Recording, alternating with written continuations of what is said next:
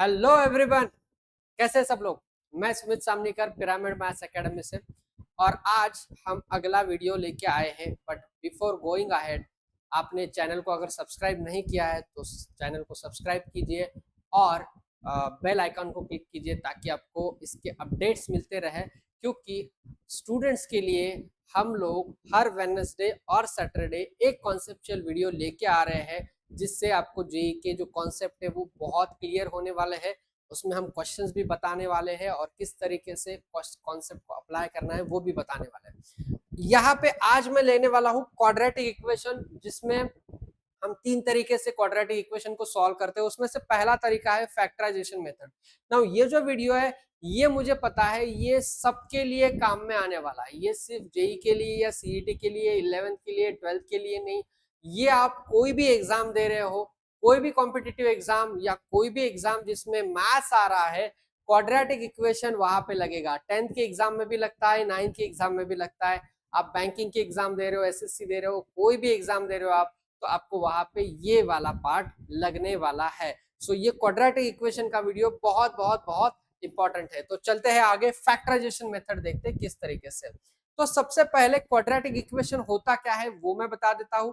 तो quadratic equation का general form होता है x square plus b x plus c is equal to zero, where a is not equal to zero. तो quadratic equation में x square होता है, x होता है और सी मतलब कांस्टेंट होता है। तो यहाँ पे x square plus b x plus c is equal to zero, ये आपका हो गया स्टैंडर्ड फॉर्म या जनरल फॉर्म, जिससे आप क्वाड्रेटिक इक्वेशन को रिप्रेजेंट करते हो।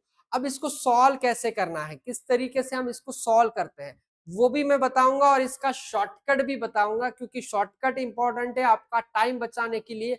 जब आपका टाइम बचेगा तो आप मैक्सिमम क्वेश्चन अटेम्प्ट कर पाओगे, और जब आपके ज्यादा क्वेश्चन अटेम्प्ट होंगे तो आपका स्कोर बढ़ेगा और फाइनली आपका रैंक बढ़ेगा। तो ये सारी चीजें एक के ऊपर एक डिपेंड है। तो x square plus 13x plus 36 equal to zero, ये अगर आपका सवाल है तो पहले बाय प्रोसेस बताता हूं कि किस तरीके से करना है। तो हम लोग करते क्या है, तो हम लोग करते ये है कि 36 जो होता है, 36 के ऐसे दो फैक्टर मुझे चाहिए जिनका एडिशन 13x होगा। ये कभी कभी सब्ट्रैक्शन भी होता है, कभी कभी एडिशन होता है, कभी कभी सब्ट्रैक्शन होता है। तो 36 के दो फैक्टर बीच में 13x आना चाहिए, दैट इज अवर थिंग। आपको ये चीज पता होनी चाहिए। अब 36 के फैक्टर मतलब क्या, फैक्टर्स मतलब उसी के छोटे छोटे नंबर जिसको मल्टीप्लाई करके मुझे 36 मिल रहा है। तो कौन कौन से आ सकते हैं, तो 1 और 36 आ सकता है। लेट्स सी, मैं एक एक बता देता हूँ। 1 और 36 आ सकता है, 1 इंटू 36 36 होता है, ठीक है। उसके बाद 2 और 18 भी हो सकता है 36, कोई प्रॉब्लम नहीं। 3 और 12 भी हो सकता है, कोई प्रॉब्लम नहीं। 4 और 9 भी हो सकता है, कोई प्रॉब्लम नहीं। और 6 और 6 भी हो सकता है। अब आप बोलेंगे सर इसके आगे भी जाओ, 8 हो सकता है क्या, नहीं। 9 और 4, तो ये तो 4 और 9 वही हो गया, तो इतने तो आ ही सकते हैं, ठीक है। लेकिन सारे मेरे काम के है नहीं ना, मुझे क्या चाहिए, उन दोनों की एडिशन फैक्टर की 13 आनी चाहिए, एडिशन 13 आनी चाहिए। तो इसमें एडिशन 13 आ रही है क्या, नहीं। यहाँ पे भी नहीं, यहाँ पे भी नहीं। 9 प्लस 4 13 आ रही है। तो मेरे फैक्टर्स क्या हो गए, 9 और 4 हो गए। अब 9 और 4 फैक्टर होने के बाद मैं 9 और 4 फैक्टर को लिखूंगा कैसे और मेरा फाइनल आंसर कैसे आएगा ये भी मैं बता देता हूँ, ठीक है। देख लो, यहाँ पे x square plus 13x plus 36 है, 4 और 9 तो मैंने ले लिया है, तो ये आएगा x square plus 9x plus 4x plus 36 is equal to zero, is equal to zero.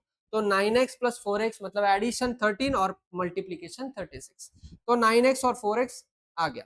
Actually ये 36 के फैक्टर नहीं होते, ये 36 इंटू ये इसके फैक्टर, ठीक है। यहाँ पे 1 है इसलिए मैंने लिया नहीं, तो 36 इंटू 1 36, तो 36। तो 9x plus 4x plus 36 equal to zero.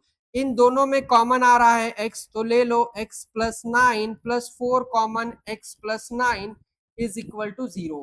What you will get, you will get x plus 9 as common, उसके बाद x प्लस 4 एज कॉमन, और फिर x की वैल्यू आएगी -9 और x की वैल्यू आएगी -9, x इक्वल टू -9 -4। ये दोनों क्या आए, ये आए रूट्स ऑफ क्वाड्रेटिक इक्वेशन। इसको कहते हैं roots of quadratic equation. Equation. तो रूट्स ऑफ क्वाड्रेटिक इक्वेशन में x इक्वल टू -9 और x इक्वल टू -4 आ सकता है, तो -9 और -4 आ जाएगा।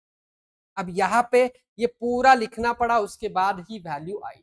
मैंने फैक्टर निकाले थे थोड़ी देर पहले, तो 4 और 9 आ रहे थे फैक्टर, तो 4 और 9 आने के बाद आंसर भी -4 और -9 आ रहा है। तो क्या हम ये डायरेक्टली कर सकते हैं? यस, हम डायरेक्टली कर सकते हैं। 4 और 9 आने के बाद उसके साइन चेंज करो, आपका आंसर आ जाएगा, आपका आंसर आ जाएगा। तो 4 और 9 का साइन चेंज होके क्या आएगा? -4 और -9, दैट्स इट। आपको सिर्फ फैक्टर निकालने हैं, फैक्टर आने के बाद उसके साइन चेंज कर देने, आपका आंसर आ जाएगा। लेकिन रुको, कुछ जगह पे डायरेक्टली ये चीज नहीं होती है। वो कौन से टाइप के क्वेश्चन है ये भी मैं बताने वाला हूं।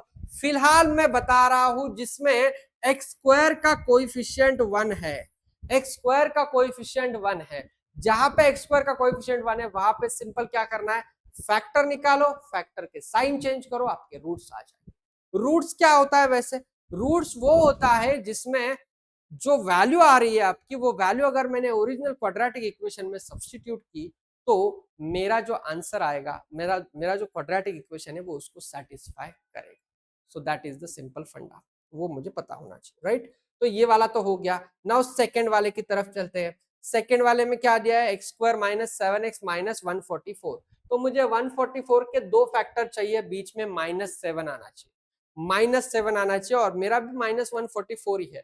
तो -144 प्रोडक्ट कब आ सकता है? तो प्रोडक्ट तब आएगा माइनस जब एक प्लस होगा एक माइनस होगा, तो ये बात तो कंफर्म है। तो 144 के ऐसे फैक्टर बीच में 7 आ रहा है, तो इसके लिए ऑब्वियसली टेबल भी बहुत सारे याद होने चाहिए, जिसके ज्यादा टेबल याद होंगे वो और जल्दी सॉल्व कर पाएगा। तो यहाँ पे 16 और 9, 16 9 जा 144 होता है, 16 और 9 आ रहा है, लेकिन मुझे माइनस चाहिए। Now I have a choice, 16 और -9 और -16 और +9, -16 और +9, 16 और -9। यहाँ पे कितना है? यहाँ पे है -7। तो यहाँ पे -7 है, -7 मुझे कहाँ पे मिल सकता है? -7 मुझे मिलेगा -16 और +9 की तरफ। तो -16 और +9 ये मेरे करेक्ट फैक्टर्स है। ये क्या है? -16 और +9 ये क्या हो गए?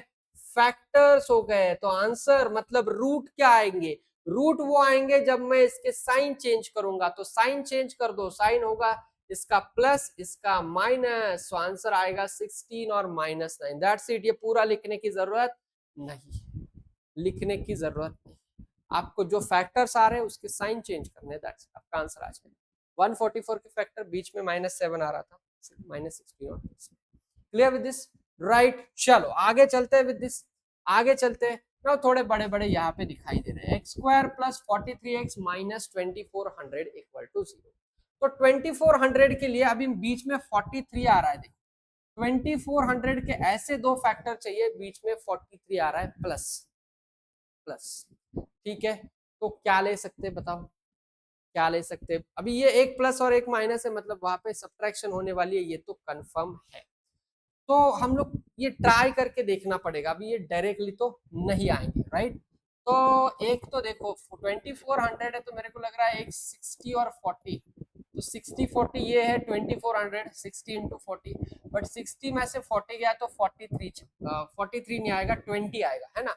तो कम नंबर आ रहा है। तो मुझे ये बात पता चली है कि यहाँ पे एक नंबर काफी बड़ा होना चाहिए, एक नंबर छोटा भी चलेगा। तो दूसरा ट्राई करते हैं यार, 80 इंटू 30 ले लो, 8 3 जा 24 होता है, 8 3 जा 24 होता है। तो 80 और 30 आ रहा है, तो इसमें से सब्ट्रैक्ट किया तो 50 आ रहा है, तो ये नजदीक है उसके। अब ऐसे अगर आप चेक करते रहोगे तो काफी टाइम जाएगा, इसमें काफी ज्यादा टाइम जाएगा। तो इसको क्या कर सकते हैं सर? तो इसको क्या करना है, थोड़ा सा स्प्लिट करना है, अलग अलग इसमें स्प्लिट करना है, फिर आपका आंसर जल्दी आएगा। अब वो मेथड अच्छे से याद रखो। 2400 को मैं क्या करता हूं, 2400 को मैं लिखता हूं 24 इंटू 100। लिखना इजी है, सिंपल हो गया काम। 24 को लिखो 8 इंटू 3, 100 को लिखते हैं 25 इंटू 4, या 5 इंटू 5 इंटू 4, चल जाएगा। मतलब हम क्या कर रहे हैं, हम प्राइम फैक्टर में कन्वर्ट कर, 5 इंटू 5 इंटू 4 हो गया, ठीक है। और ये 8 इंटू 3 आ रहा है। अब मुझे क्या करना है, मुझे 8 को भी स्प्लिट कर सकता हूं मैं, अगर उसको भी स्प्लिट कर लिया तो मुझे लगता है जल्दी आ सकता है। 2 × 2 × 2 8 होता है इंटू 3, तो सारे के सारे प्राइम फैक्टर आ गए। अब आप चेक कर सकते हो बीच में 43 लाने के लिए आपको क्या करना पड़ेगा, क्या लेना पड़ेगा, एक बार देख लो। ठीक है, तो एक तो मुझे लगता है 5 4 5 5 25, 25 इंटू 3 75। ठीक है, 2 2 4 4 2 8 8 4 32, 32 75 में से 32 गए, 5 में से 2 गए 3, 7 में से 3 गया 4, करेक्ट। 75 और 32। अब यहाँ पे मैं जब ऐसे चेक कर रहा था मेरे दिमाग में नहीं है ना कि 75 इंटू 32 2400 आता है, उसके लिए मुझे ये करके देखना पड़ेगा। सो इसीलिए ये वाला पार्ट बहुत इंपॉर्टेंट है। 2400 को 24 इंटू 100 लिखा, फिर इसको स्प्लिट किया, इसको स्प्लिट किया, आ गया। अलग अलग कॉम्बिनेशन लेके देखने पड़ते हैं। ठीक है, मैंने यही क्यों लिया, ऐसा कुछ नहीं है, आपको अलग अलग देख मतलब सोचना पड़ेगा थोड़ा सा। ये इसलिए लिया क्योंकि मुझे दिख रहा था 80 माइनस 30 40 50 आ रहा है, उससे कम चाहिए, तो 80 के नजदीक वाला कोई तो चाहिए, तो 5 5 25 इंटू 3 75 मैंने लिया, ट्राई करके देखा तो आ गया।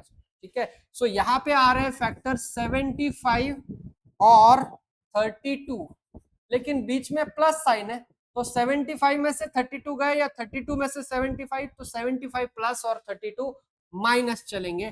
फाइनल आंसर जो आएगा वो आएगा -75 साइन चेंज और +32। रूट्स क्या आएंगे, -75 और +32। जो भी आ रहा है उसके साइन चेंज करो, काम खत्म करो, लेकिन ये वाला आना चाहिए। This is the most important, right. Quadratic equation के फैक्टराइजेशन में ये सबसे जरूरी है। ठीक है, आगे चलते हैं, आगे चलते हैं। देखो अभी आ रहा है 4x² minus 56x minus 93 equal to 0। अब यहाँ पे पहली बार थोड़ा सा अलग आया है, फंडा अलग आया है। अब मैं क्या करता हूँ, ये इसमें थोड़े से कैलकुलेशन ज्यादा है, मैं छोटा सा एग्जांपल लेता हूँ, आपको समझा देता हूँ कि करना क्या है, और बाकी का फिर आपका आंसर आ जाए। ठीक है, देख लो, अगर मैंने एक सवाल लिया 3x² minus 10x plus 8 equal to 0, समझे, इसके जैसा ही है, छोटा है, कैलकुलेशन इजी है, कर सकते हैं, वो वाला भी करेंगे, लेकिन पहले ये वाला करेंगे ताकि कॉन्सेप्ट समझ में आए। तो यहाँ पे 8 के फैक्टर नहीं लेने, 3 इंटू 8 के फैक्टर लेने। 3 इंटू 8 24, तो 3 इंटू 8 24 के ऐसे दो फैक्टर बीच में -10 आ रहा है, -10 आ रहा है, और 24 जो है वो प्लस है, 3 इंटू प्लस 8 है ना, 3 इंटू प्लस 8 इज +24, +24 के फैक्टर बीच में -10 आ रहा है, बीच में -10 आ रहा है, कैसे आएगा, एक तो आएगा 12 और 2, एक आएगा 6 और 4। सर 12 में से 2 गए, 10 आ रहा है, सर -12 और 2 ले लो, -10 आएगा, सही है, लेकिन प्रोडक्ट प्लस है ना, ये प्लस है ना, तो ये वाला तो नहीं चलेगा मुझे। 6 और 4, 6 + 4, सर +10 आ रहा है, +10 नहीं -10 है, सर -6 -4, सही है, बिल्कुल सही है, -6 और -4 इज द राइट। ठीक है, तो -6 और -4 आपके फैक्टर आ चुके हैं। ठीक है, अब -6 -4 आने के बाद बच्चे गड़बड़ कर देते हैं, क्योंकि अभी अभी उनको एक ट्रिक पता चला है। क्या पता चला है, सर जो भी फैक्टर आएंगे उसके साइन बदल दो, हमारा आंसर आ जाएगा, रूट्स आ जाएंगे। सही बात, बिल्कुल सही बात, लेकिन यहाँ पे थोड़ा सोचना है। मैंने पहले ही बताया, पिछला वाला जो टाइप था वो था x² का कोएफिशिएंट 1, यहाँ पे x² का कोएफिशिएंट कितना है, 3 है, मतलब कोएफिशिएंट चेंज हो रहा है। यहाँ पे भी वो चीज करनी है, बट बिफोर दैट हम लोग और एक चीज करेंगे, वो क्या है वो समझ लो। -6 और -4 अपने आंसर आ चुके हैं, मतलब अपने फैक्टर्स आ चुके हैं, इनको आपको डिवाइड करना है 3 से। 3 कहां से आ रहा है भाई, ये 3 आ रहा है, जो x² का कोएफिशिएंट है वो लेना है, x² का कोएफिशिएंट 3, वो 3 से। सर ये पिछले वाले सवालों में क्यों नहीं किया, अरे पिछले वालों में x² का कोएफिशिएंट 1 था, 1 से डिवाइड करने के बाद वही नंबर मिलने वाला है, तो डिवाइड करके कुछ फायदा नहीं था, तो मैंने नहीं लिया, मैंने नहीं लिया। यहाँ पे x² का कोएफिशिएंट 3 है, ये लेना ही पड़ता है, अगर ये नहीं लिया तो आंसर ही गलत, तो 3 से डिवाइड किया। 3 से डिवाइड करने के बाद अब साइन चेंज करो, साइन चेंज करो, तो माइनस वाला होगा +6/3 आ रहा है 2, माइनस का होगा प्लस, ये आ रहा है 4/3, तो आपका आंसर आएगा 2,4/3, आपका आंसर आएगा 2,4/3। वेरी सिंपल, वेरी, ठीक है, राइट। आगे चलते आगे चलते हैं। अब ये वाला आपको समझ में आ गया, इधर आओ, इधर आओ। अब आप बोलेंगे सर यहाँ पे आपने 4 into 93 काफी बड़ा नंबर लिया है, हमको तो ये देख के डर लगता है 4 into 93। तो फिर डरने की जरूरत ही नहीं है, 4 into 93 होने वाला है ये मुझे पता है, बट मल्टीप्लाई करना ही नहीं उसको, उसको वैसा ही रखो। क्यों? क्योंकि हम प्राइम फैक्टर निकालने वाले, उसमें 4 into 93 जो भी वैल्यू आएगा उसमें से 4 बाहर आएगा एक फैक्टर समझ के, वो तो वैसे भी आने वाला है यार, उसको लेने की जरूरत क्या है। मल्टीप्लाई दिमाग में होना चाहिए, एक्चुअल मल्टीप्लीकेशन नहीं करना है। तो 4 है, 4 को इधर लिखता हूँ, 93 को इधर लिखता हूँ मैं। इन दोनों का मल्टीप्लीकेशन जो भी आएगा उसका सब्ट्रैक्शन कितना आने वाला है, माइनस। ये -93 ये याद रखो, ठीक है, -93। 4 को लिख सकते हैं 2 into 2। अब 93 कौन से टेबल में आता है, 3 को 3 से डिवाइड करो, 3 into 3, 3 सा 3 बनता, now 31 is a prime number. तो ये इतने ही फैक्टर्स आएंगे, तो और इजी हो गया काम, इतने ही फैक्टर्स आने वाले। ठीक है, अभी चेक कर लेते, ये माइनस, ठीक है। 31 into 3 तो 93 है, ये तो लेने की जरूरत नहीं है। यहाँ से 2 और 31 ले लो, यह आएगा 62, और 2 और 3 ले लो 6, 62 और 6 सब्ट्रैक्शन करने के बाद -56 आ सकता है, तो अपने फैक्टर सही है। तो फैक्टर आएंगे -62 और +6, -62 और +6। तो आंसर क्या आएगा, +62 और -6 नहीं आएगा। क्यों नहीं आएगा? क्योंकि इसका कोएफिशिएंट देखो यार, देखो कितना है कोएफिशिएंट, 4 है। कोएफिशिएंट अगर 1 होगा तो डायरेक्ट आंसर आएगा, 1 नहीं होगा तो पहले डिवाइड करना पड़ेगा। तो -62 और +6 ये उसके फैक्टर आए थे, तो पहले 4 से डिवाइड करेंगे, फिर साइन चेंज करेंगे, साइन चेंज होगा तो ये आएगा प्लस, प्लस में आया तो ये आएगा 62/4, ये आएगा 6/4 माइनस में, क्योंकि ये प्लस था तो माइनस आया, तो ये आ सकता है 31/2, और ये आ सकता है -3/2। आई होप कॉन्सेप्ट बहुत ही सिंपल तरीके से मैंने बताया, बहुत क्लियर हुआ होगा कि अगर कोएफिशिएंट 1 है तो कुछ करने की जरूरत नहीं है, फैक्टर निकालो, साइन चेंज करो, खत्म करो। अगर कोएफिशिएंट 1 नहीं है तो क्या करेंगे, तो उससे डिवाइड करेंगे, फिर से साइन चेंज करेंगे, आपका आंसर आ जाएगा। आंसर मतलब रूट्स होते हैं एक्स की वैल्यू, ठीक है, ये पता होना चाहिए, राइट। उसके बाद नेक्स्ट 15x² + 52x + 45 = 0।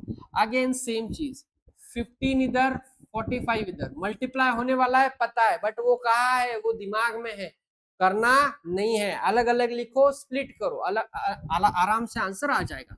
15 को लिखूंगा मैं 3 into 5, ये होगा मेरे लिए 9 into 5। अभी 52 चाहिए, तो चेक कर लो यार, यहीं पे कुछ होता है क्या। 5 5 जा 25, 9 3 जा 27 आ रहा है, 9 3 जा 27 और 5 5 जा 25, 27 और 25 मिला के 52 दे रहे हैं, और सब प्लस में है, ये भी प्लस है, बीच में भी प्लस है, मतलब एडिशन ही होने वाला है, तो दोनों के साइन जो है वो पॉजिटिव आएंगे। डिवाइडेड बाय 15, डिवाइडेड बाय 15, दोनों को 15 15 से डिवाइड होगा, ठीक है, 15 15 से डिवाइड होगा। अब माइनस साइन आएगा, 3 से डिवाइड करो, 3 9 जा 3 5 जा -9/5, यहाँ पे 5 से डिवाइड करो, 5 5 जा 5 3 जा, यहाँ पे 5/3 minus -9/5 -5/3। So that is the thing. मुझे लगता है ये बहुत अच्छे से क्लियर हो चुका है। कोई भी क्वाड्रेटिक इक्वेशन अगर फैक्टराइजेशन से आप कर रहे हो तो आपको ये इस तरीके से सॉल्व करना पड़ेगा, और थोड़ा सा देखना पड़ेगा किस तरीके से आ रहा है। कुछ कुछ बड़े वाले नंबर्स आते हैं, वहां पे थोड़ा सा डिफिकल्ट जाता है, तो वहां पे हम फॉर्मूला मेथड यूज करेंगे, जो आने वाले वीडियो में मैं बताऊंगा कि फॉर्मूला मेथड को कैसे करना है। बाकी ये वाला पार्ट तो आपको आसानी से आ जाएगा। सो आई होप ये बहुत ही क्लियर हुआ होगा, राइट। तो ये एक नेक्स्ट क्वेश्चन है जिसको आपको सॉल्व करना है, और कमेंट बॉक्स में मुझे बताना है कि इसका आंसर, मतलब फाइनल आंसर, आंसर जो साइन चेंज करने के बाद आता है वो क्या आता है। √2x² + 7x + 5√2 = 0। तो कमेंट करके जरूर बताना वीडियो कैसा लगा, और वीडियो को ज्यादा से ज्यादा शेयर करो ताकि ये बच्चों को पहुंच जाए और इनका ये इस टॉपिक का वो बेनिफिट ले सके। आने वाले वीडियो में मैं ये भी बताऊंगा कि कंप्लीटिंग स्क्वायर कैसे करते हैं और फॉर्मूला मेथड किस तरीके से यूज होता है। Thank you very much.